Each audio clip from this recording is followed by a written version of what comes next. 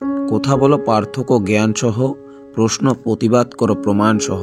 কেননা মুক্ত পশু প্রাণীরও থাকে, কিন্তু তারা জ্ঞান বুদ্ধি ভদ্রতা থেকে বঞ্চিত হয়ে থাকে।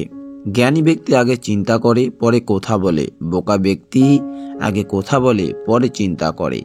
সেই ব্যক্তি সবচেয়ে জ্ঞানী ও প্রজ্ঞাবান, যিনি পরম করুণাময় আল্লাহর দয়ার ব্যাপারে আশা ও আত্মবিশ্বাস না হারানোর জন্য মানুষকে উপদেশ দেন।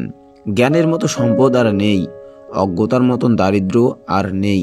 যে ব্যক্তি নিজের হিসাব নিজে নেয় সে লাভবান হয়, যে নিজেকে ভুলে থাকে সে ক্ষতিগ্রস্ত হয়, যে ভয় পায় সে নিরাপদ হতে পারে, যে উপদেশ গ্রহণ করে সে বিচক্ষণ হয়, আর যে বিচক্ষণ হয় সে বোধ লাভ করে, আর যে বোধ শক্তি লাভ করে সে জ্ঞানের অধিকারী হয়।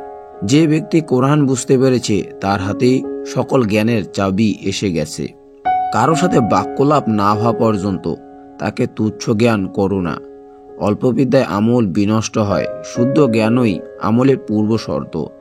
জ্ঞান ও বুদ্ধিমত্তায় যত বাড়বে বক্তব্য তত কমবে। হীনতম জ্ঞান জিহ্বায় থাকে এবং উচ্চমানের জ্ঞান কর্মের মাঝে প্রকাশ পায়।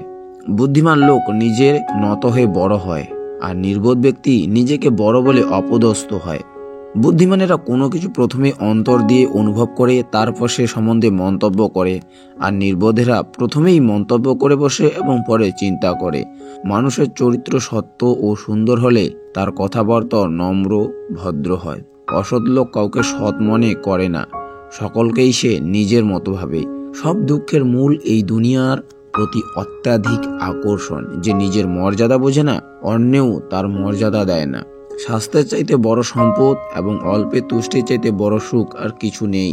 নিচু লোকের প্রধান হাতিয়ার হচ্ছে অশ্লীল বাক্য। বিপদে অস্থিরতা নিজেই একটি বড় বিপদ।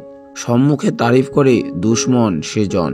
মানুষ উত্তম নিয়তের কারণে সওয়াব পুরস্কার প্রাপ্ত হয়, যা অনেক ক্ষেত্রে ভালো আমলের পরও পাওয়া যায় না, কেননা নিয়তের ক্ষেত্রে লোক দেখানো বা লৌকিকতার সুযোগ নেই।